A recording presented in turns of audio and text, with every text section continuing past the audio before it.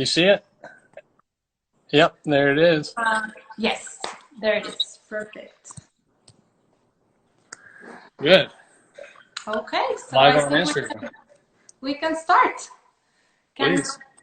Can everybody hear us okay? Is the connection okay? Okay, yes, perfect. All right, well, welcome everyone to the first Instagram Live of the Museum of Fine Arts Houston series called Coffee with a Curator. Let me introduce myself. My name is Mariana Cano. I'm a Houston lifestyle bilingual blogger. The name of my blog is Yo Mariana. And it's truly an honor for me to be sharing today the screen with the Museum of Fine Arts Houston, the city's most important art institution. So thank you so much. And I hope everyone is home and safe, and in an effort from the museum to share with you the wonderful exhibition, Glory of Spain, we're bringing you home today a behind-the-scenes conversation with James Anno. James is the European art curator of the museum. Hi, James. Mariana, hi. Good. How are you doing? Thank you for chatting with me today. It's great to be here with you and to be sharing a cup of coffee. Indeed. Cheers. Cheers. All right. So just a quick reminder for everybody to please send us your questions and your comments. We'll be reading them at the end of our conversation, so please stay with us. And before we jump right into the exhibition, Glory of Spain, I would love to know, James, how do you discover your passion for art?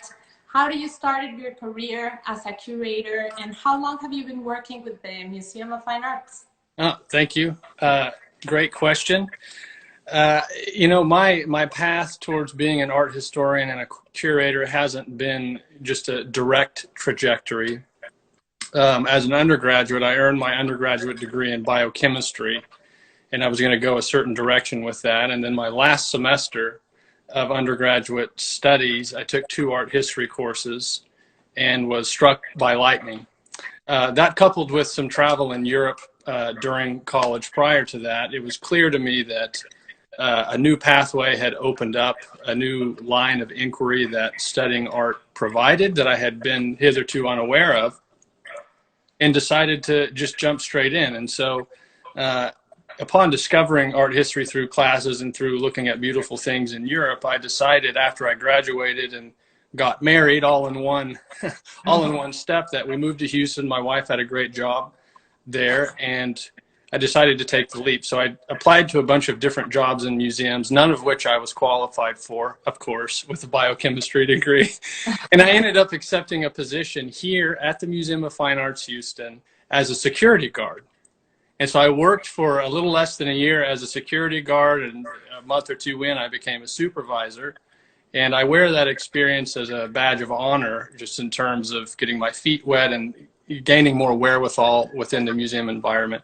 After that, I went to graduate school and followed the typical track: graduate school, research fellowships, internships, and eventually ended up in Naples, Italy, where I worked as a curator. Oh, wow. For a few years, which is where I was just prior to coming to the Museum of Fine Arts Houston as an associate curator of European art. And I arrived in September 2019. So that's it in a nutshell. No, super, super interesting. Thank you so much for sharing with us that. And so let's jump right into the exhibition, Glory of Spain, Treasures from the Hispanic Society and Library. The exhibition is presenting 220 artworks that span 4,000 years of Hispanic art and culture. What are some of the challenges that you encountered as a curator, figuring out what was the best way to present this exhibition, given its large size and super broad chronological scope? Great question again. These are questions that curators have to answer for themselves when they stage an exhibition. I would say that given that this is a touring exhibition and museum has the place of honor as being the final venue, Houston does, I was thinking about how do I wrangle this material, particularly across a broad chronological range, 4,000 years, as you mentioned, as well as several hundred objects, And it dawned on me, particularly being able to travel to the Cincinnati Art Museum where the exhibition was prior to coming to us. I was, one, able to see these objects in the flesh and get a sense of what it would take to install them in a compelling manner in Houston, as well as realizing that our specific exhibition space in the Upper Brown Pavilion in the Law Building at the museum provided certain opportunities in terms of how to present these objects. Two things stood out about that. One is that we have very high ceilings and high walls in the Upper Brown Pavilion, and we also have quite a bit of unimpeded open floor space. And so this was a cue for me for our iteration of Glory of Spain to be as excellent as it can be, to really take into account the nature and shape of our space. And so I, dug into that and tried to put as many three-dimensional objects, which there are many, silverwork, sculpture, etc., textiles, liturgical vestments, out into the floor so that people can walk around these objects and see them in the round. And so that's a few of the things that I was thinking about as meeting this challenge of curating the exhibition here in Houston. Right. And I think all of this that you mentioned is what makes it so unique for this specific presentation in the Museum of Fine Arts Houston, right? I hope so. Yeah, that's the idea. Of course, that's for my colleagues and the public to weigh in on, of course, but that was certainly the impetus. Yeah. Right, exactly. So I was so impressed by the wonderful artworks that the exhibition is presenting, but there were three that really caught my attention. I was really impressed to see the only surviving intact Alhambra silk textile. That is huge. And then all the metalwork for the antiquity of Spain that dates for 100 BC. Yeah. And of course, the star of the show, the portrait of the Duchess of Alba from Francisco de Goya. Right. So I'm curious to know, which ones are your favorites and which ones were you most impressed by this exhibition? Wow, that's tough because the Hispanic Society Museum and Library in New York, in Manhattan here in the US, has such a rich and diverse collection. We're getting the very best examples across their collection for this exhibition. So you're seeing artworks in Glory of Spain that are the best examples of their kind, whatever medium or chronological period that they come from. So saying that, picking a favorite or a few favorites is kind of like picking a favorite child if you have children.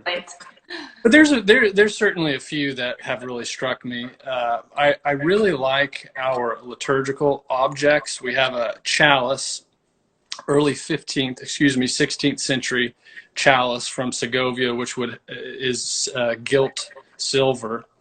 And it would have been used during serving communion within the Roman Catholic rite of the Mass. And its physical properties, its splendor as an object, as the light strikes it, seeing light radiating off of it, is something that, from a purely aesthetic point of view, I'm always struck by every time I walk by it. I'd also say as well, we have a beautiful portrait by arguably the greatest Spanish painter to ever live, and of course I say arguably because no one can agree on that, but Diego Velázquez, a crucially important painter of the 17th century golden age period of Spain, painted a portrait of a churchman, Camilo Ostoli, also known as Cardinal Pamphili. And I really feel like Velázquez is hitting on all 8 cylinders in this portrait.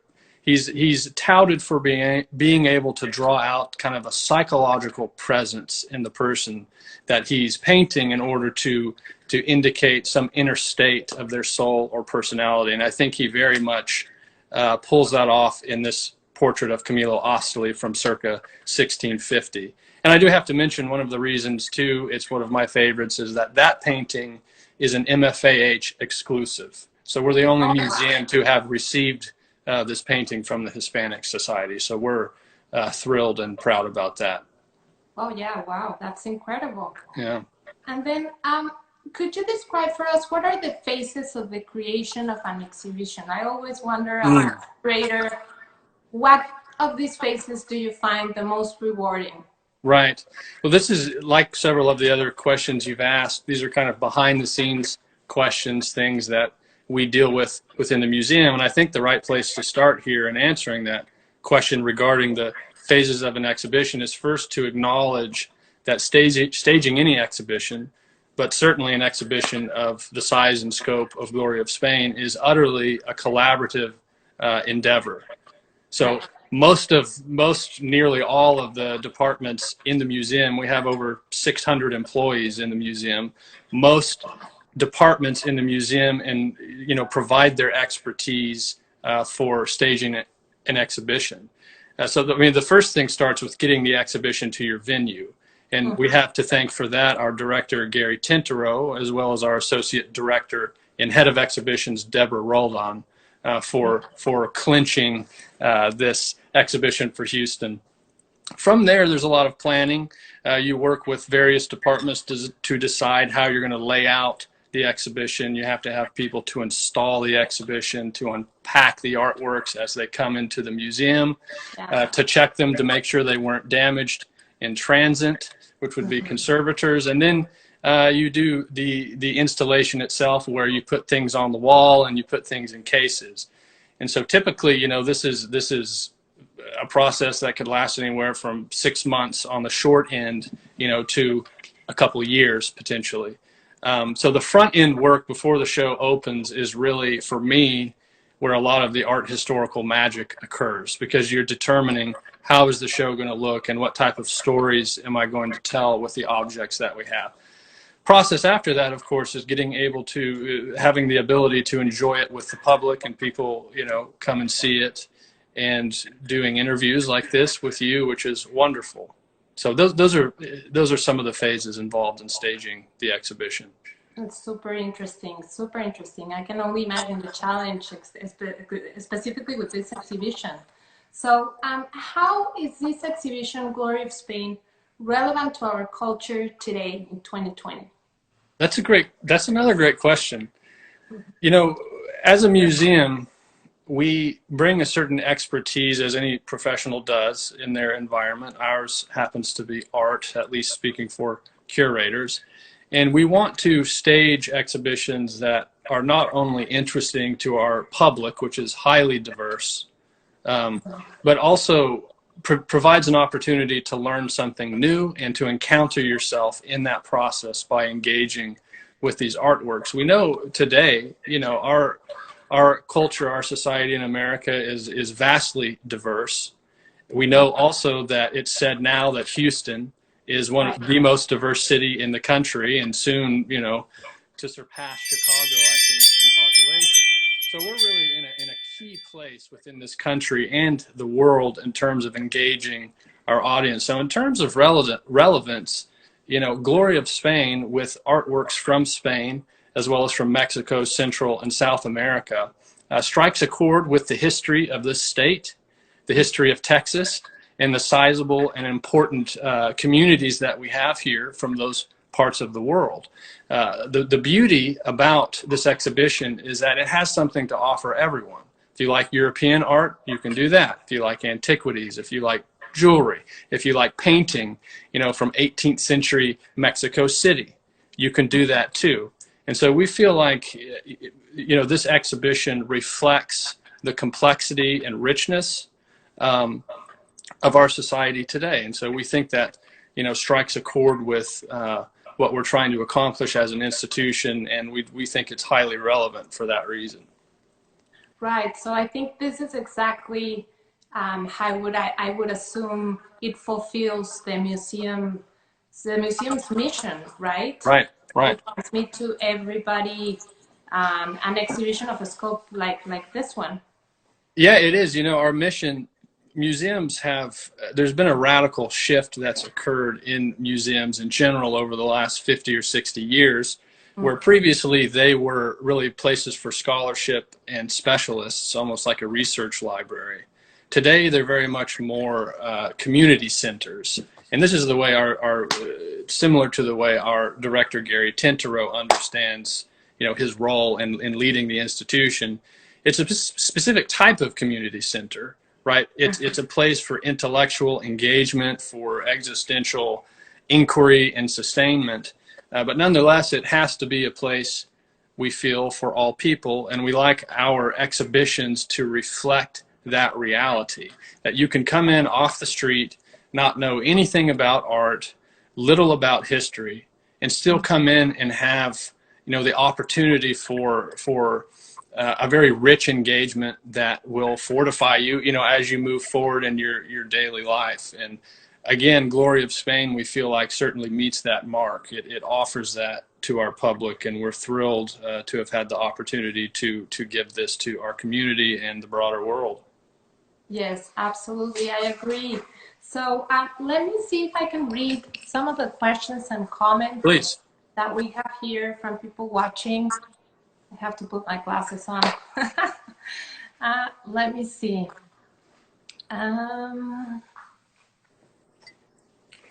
Okay. They are asking, James, what is your favorite part of the exhibit? What's my favorite part of the exhibit? Probably for me, my specialty as an art historian is Italian Renaissance and Baroque art. And we have a section within the exhibition entitled Golden Age Spain, where our paintings by El Greco, who was an important painter in the 16th and early 17th century, our Velázquez is in there. Other incredibly eminent Spanish Baroque painters, Zurbarán, Cano, Murillo. This is probably my favorite section because it resonates with an area of history and art that I've spent a lot of time in on the Italian side of things. And given the kind of international scope and influence of Italian art during that time and its interaction with Spanish art as well from the Iberian Peninsula, I find this to be a really exhilarating passage within the exhibition. Yeah. Okay, wonderful. Then another one is, it says, James, is there a Francis Bacon connection to this exhibition? What a great question. My colleague, curatorial colleague, Alison de Lima Green, who's our curator of modern and contemporary art, just opened a Francis Bacon late paintings exhibition. So this is a relevant question. We've had that exhibition on view most recently. Bacon, of course, is a modern artist. We have modern artists in the Glory of Spain exhibition, but Bacon is not one of them. However, Francis Bacon painted a portrait, really copied, interpreted a portrait by Velázquez of Pope Innocent X, 17th century Pope, which is one of Velázquez portraits, one of the most famous portraits in the world. And Bacon interpreted that painting by Velázquez kind of from his own conception. And it's a quite eerie and startling portrait indeed that Bacon produced. So we can say art historically that Francis Bacon had a great knowledge of the old masters, engaged with Velázquez and this portrait that he painted of Pope Innocent X, who was the uncle of Camillo Ostoli, the portrait that I just mentioned. That's one of my favorites. So there are some connections there, but we don't have Bacon works in the exhibition. I have people here from Mexico encouraging you to visit Puebla, the museum of the Museo del Barroco. I wonder if you've ever visited. I haven't dipped further south than Matamoros, so I know that's in the north, and I haven't dipped down there yet. I know that Mexico and Mexico City, which we have represented well in the exhibition, maps works from artists who work there, is an incredibly rich city culturally, architecturally, artistically. And so certainly, perhaps not unlike the founder of the Hispanic Society, Archer Huntington, and his visits to Mexico and Spain that encouraged him to collect art in these areas. Now having curated an exhibition from the collection that he in part built, it spurred me to, at the nearest chance, get down there. Absolutely. Yeah, that would be great. I'm reading here that we have people from Lyon, France, from Orlando, from Mexico City, Wonderful. from Houston, from Las Vegas. Even my father-in-law is watching. Wonderful. He's one Yeah. of the most well-read people I know. Uh-huh. So this is really exciting. Here's another question. Are there female artists on this exhibition? There is. We have, I'd say, to my mind, perhaps the most prominent 17th century sculptor, Luisa Roldana. And she is one of the preeminent sculptors of the 17th century period. She's not well known, and we know that in the early modern period, 17th century, for instance, there were very few women artists. However, for our exhibition, we have a very small terracotta sculpture of the mystical marriage of St. Catherine, impeccably executed. It's a real showstopper and jewel when you see it. So this would be an example of a woman artist in the exhibition that's represented of a work at the highest caliber and an artist at the highest caliber. Right. I'm also reading comments. Hi to Brazil also. Hi. And what people are wondering, what kind of work for artworks can we find? So if you can give us just a little bit more detailed description of the exhibition. Yes. Well, this to me is a remarkable exhibition in part because of the great diversity of media that we have represented. So Right. types of artworks, if you want to talk about media, we have stone sculpture, we have jewelry of precious metals, we have earthenware, we have paintings, we have textiles, we have metalwork, we have etchings, drawings, books, maps. I mean, we can go down a very long list. This is an extremely, wooden polychrome sculpture, wooden sculpture painted with many colors. This is a remarkable exhibition because it nearly represents all of the major media that artists have been working through and on throughout the ages. I mean, so in that sense, again, it's got something for everybody. Very rich, very complex. Wow. Here's another super interesting question. It says, as a curator, how do you judge a piece for a gallery? Have you ever been refused a piece? In what sense? Do you mean if for an exhibition or I if guess for an exhibition, exactly. well, we have museums across the world, particularly prominent museums like the Museum of Fine Arts Houston, have relationships with other institutions across the globe, and we continually and frequently loan our artworks to them, and we also request artworks from our colleagues in other institutions. Typically, if an institution can loan something, they will loan something to us.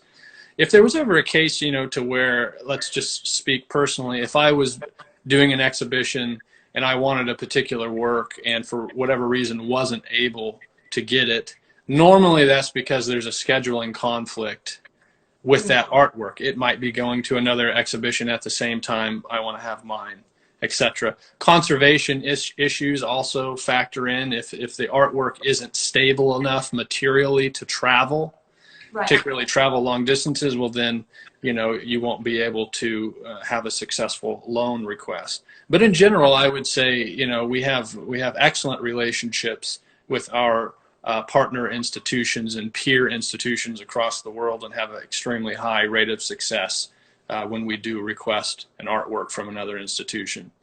Okay. Yeah. And here's another question. James, what's your take on abstract art? My take on abstract art. Great question. Again, I would say that and this is why I got into art history. There is no line of inquiry that is interesting to the human mind, if you will, and heart, that can't be pursued by looking at and studying art. All human concerns are represented in the objects that other human beings have produced over time. And so abstract art is a passage, a style in the history of art Primarily, we think of the early 20th century moving forward with people like Picasso, Braque, Matisse, etc., who kind of pioneered this new style. I tend to think of things first drawing from my own experience and expertise. You know, I have studied antiquity through the Renaissance and Baroque period most intensely. And so when I look at abstract art, I see the dialogue that's occurring between the modern artists who pioneered this new style of abstraction in relationship and dialogue to the canon and the previously received rules, if you will, for producing art. And I really like to suss out these very, I would say, considered highly intelligent breaks that abstract art makes with the tradition of European painting, at least in this case. And so when I, engage with abstract art, I first start from there. I suss out what exactly is this artist doing in response to all of the art that has come before them. Right.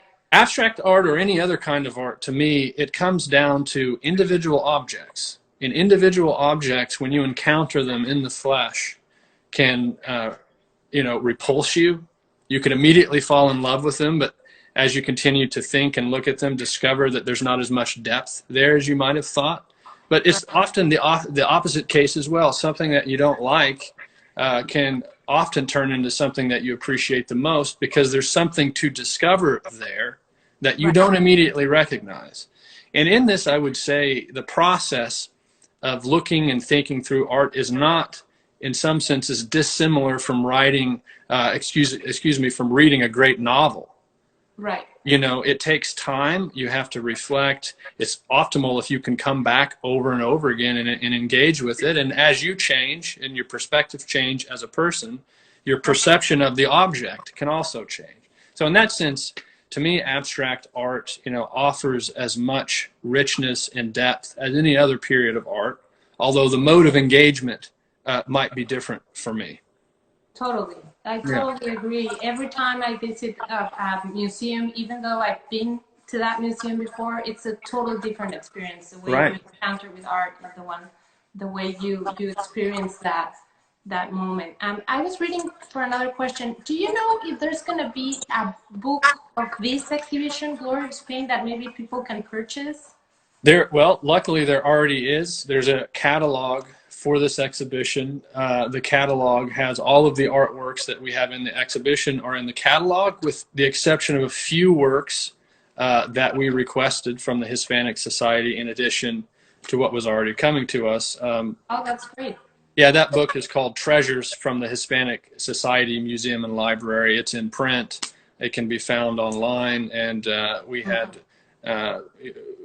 also have some in the museum, but at this point it's best to search for them online, I would say. Online. Yeah. That's awesome. In fact, let me show you a picture of the catalog. Sure. This is it right here. Oh. We have Goya's Duchess of Alba on the front. So take a screenshot, anyone who's interested, and you can look this up online. Definitely. I'll add the link to that on my social media as well. And another question for you, James. What do you want people to get out of this exhibition? That's a more difficult question to answer, perhaps, because engaging with art, as we've been discussing, there are universals that base reactions that we tend to have as humans to other artworks and objects that humans have made, but often too there's a very individual relationship that can be struck when you're looking at things yourself. So having said that, there are a few things I'd like people to take away. One, to appreciate the imminent and expansive influence that Spain and its culture that it gave back, let's say in the 16th century as it came to this part of the world, just how prominent, influential, profound that influence is. And you can see, again, across this great chronological span, the immense contributions that Spain has made to world art. Following that, it's also true Mexico, Central, South America, which we also have represented in the exhibition, do the exact same thing. So drawing back, all of the artworks that we have in this exhibition are some of the best examples of that object type. I would also like people just to enjoy being in the space. I mean, that's one of the great things about going to a museum. They're special places. You know, they're a place of engagement, connecting with people, but also a place that you can find quiet, respite, you can reflect as you're engaging with the artworks. And I hope that the installation that we've put together reflects that, the balance, harmony, and the aesthetic quality that we went for. I hope that's something that they can take away. Well, just an enjoyable encounter. Right. Do you know if the museum has any of these artists' artworks as part of their permanent collection? Yeah, we do. I'll name two just for good measure. First, Francisco de Goya, one of the major artists in the exhibition. We have over 100 works on paper by Goya. Goya was prolific working in paper and one of the most important graphic artists, if you will, in the history of art. We have over 100 of his works on paper, both from the Follies series, a famous series of works on paper that he made, as well as the Disasters of War, which is the most famous, perhaps, of his output. We also have a painting by Goya, which is a still life with fish, with sea bream, I believe. It's an oil painting. It's on view in the galleries.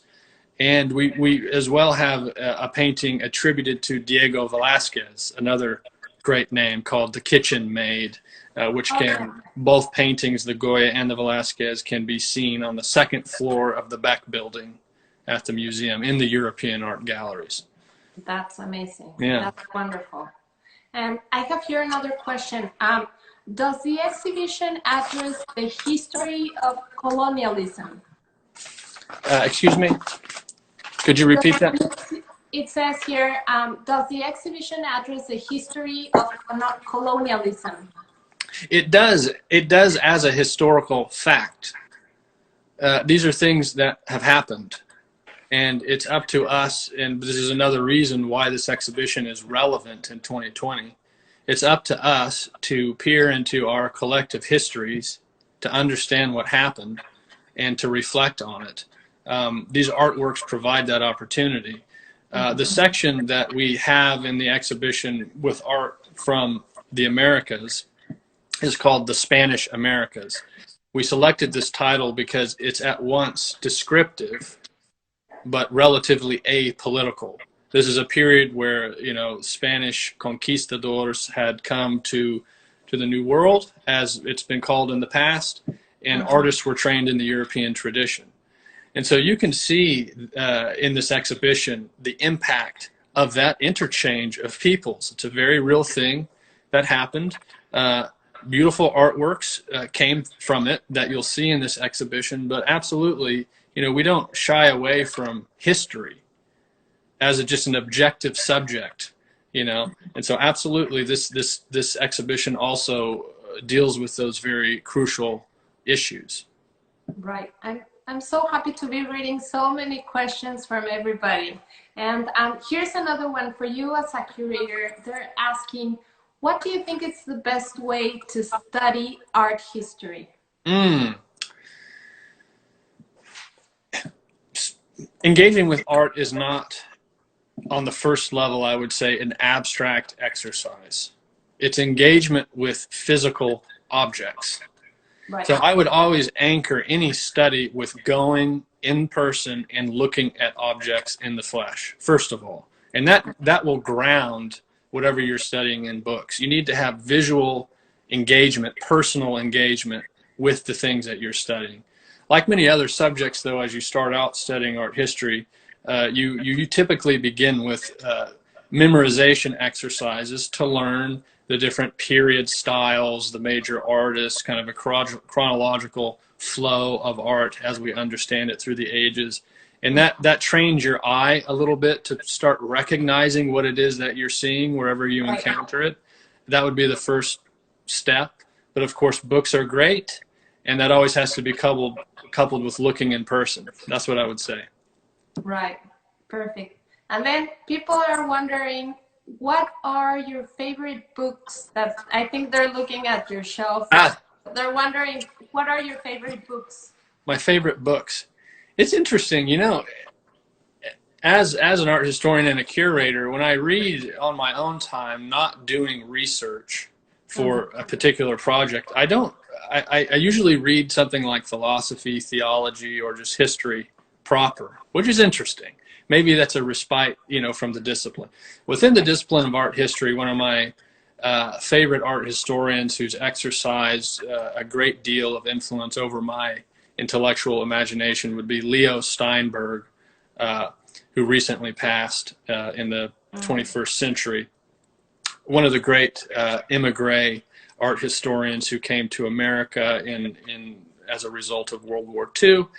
Most specifically, studying the Italian Renaissance, he wrote a book called Leonardo's Incessant Last Supper, which is a tongue twister and a difficult title. It's about Leonardo da Vinci's famous Last Supper fresco. Excellent book, perhaps the greatest meditation on a single work of art that's ever been produced. It's book length. And I'd also recommend from Steinberg a collection of essays called Other Criteria, which will clue you in to his mode of thinking and some of the broad currents that have taken place within the 20th century in terms of the development of the discipline of art history itself and his reflections upon that. Okay, wonderful. And I have here, I think, our last question. Great. This is really funny. What's painted on your coffee mug? People are wondering. My coffee mug. Yes, this is a cup from Palestine. My wife grew up in that part of the world, and as a wedding gift, this is one of the things that we got. So it's just a floral, hand-painted floral motif that we've had for a number of years now, and it's my favorite cup. Wonderful. All right. Well, thank you so much, James, for this incredible conversation. I hope to meet you in person at the museum very soon. Absolutely. And for all of you watching, I send you all of my best wishes. We can do this. Stay home, stay safe, and please follow the museum on Instagram. It's at MFA Houston, and also you can follow my blog at Yo Mariana Blog. And hope to do this again soon. Thank Mariana, you, James. Thank you so much. It was a great pleasure. I hope we're able to do it again as well. Thank you. Have a wonderful weekend. Thank you for everyone for watching us and your interest both in Yo Mariana's work as well as our work at the Museum of Fine Arts Houston. Thank you so much. Thank you, James. Have a great weekend. You too. Bye. Bye.